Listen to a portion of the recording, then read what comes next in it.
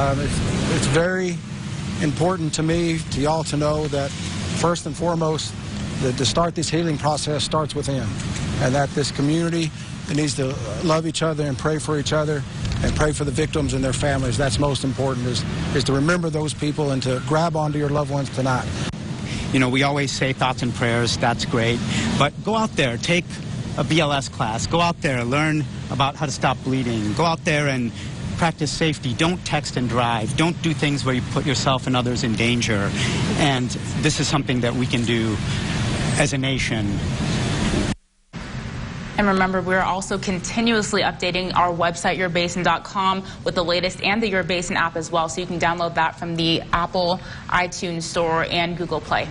And keeping our focus on Saturday's shooting, there were dozens, if not hundreds, who were innocent bystanders who saw the whole thing happen. And right now you are going to hear from a woman, Nasha Ribas, who talks about the terror she went through just watching. Here is her full interview. Okay, so I noticed that DPS and Odessa PD were, heading that way. You're gonna say west, right? West, and I was wondering what was going on because I heard all the sirens. So as soon as I stepped out, I heard a bunch of gunshots happening. Like I heard maybe like about 4 gunshots. Were you scared? Yes, I was really scared, and I couldn't believe it. Like I was like, did I really just hear that? Because it's not normal to like hear any of that. And the lady that was coming in to check in, she was like asking me, was that gunshots? And I'm like, yes, ma'am. Can you please hurry and get inside? I need to lock the doors. And before that, we had got an alert from UTPB that there was an active shooter. So, like, my instinct right away was just make sure everybody was stood inside, and we locked up. How scary is it to go through a situation like that? It's devastating because it's like, it's just, like I'm coming to work not thinking like nobody's gonna get hurt. You know what I mean? And I'm thankfully that we didn't, nobody got hurt here. And, it's just, my heart feels heavy for the people that are experiencing that because they're going out to the movies with their family. And then to see all that, like I seen the videos of kids crying on the floor, on the desert floor, because there's somebody crazy out there like just shooting up the place. You said you're from El Paso. Is this harder to bear? What emotions do you get knowing that your hometown and now where you're currently living? It's hard. It is so hard because it's like I didn't expect that. I have family back at home and hearing all that, and I have a brother-in-law that's in law enforcement.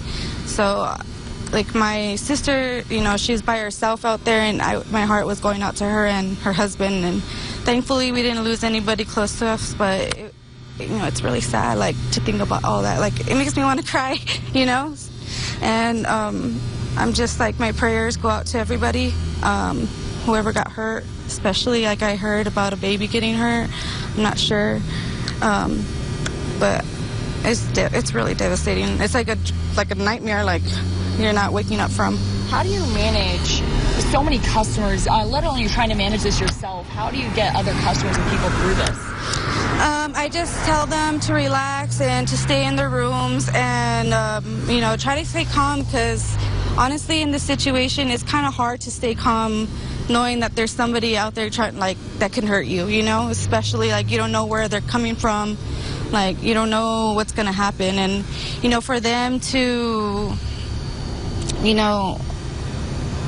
do this, to these people, like, I'm just thinking, like, okay, I got to make sure the doors are locked and stay calm because if I freak out, they're going to freak out. And, thankfully I had my managers, on the phone with me, just telling me what to do and, walk me through everything. So I'm greatly appreciative of them. Okay. Quick thinking for Ribas there, but as you can see in this image right here, an officer armed with a rifle on Highway 191 near Synergy in Odessa. Law officials were on high alert as the situation unfolded. Again, the mass shooting left 21 injured and 6 dead around Odessa. Multiple agencies coming together to stop the shooter and protect the people they serve every single day.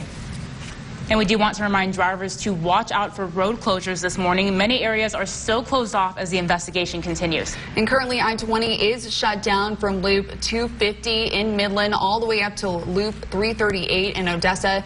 Drivers are not currently allowed on the interstate, so please find alternative routes and be aware of congestion in that area as well. And the sun still rises this morning. Here's a live look at that scene right now. A powerful display of West Texas pride and compassion already set up cranes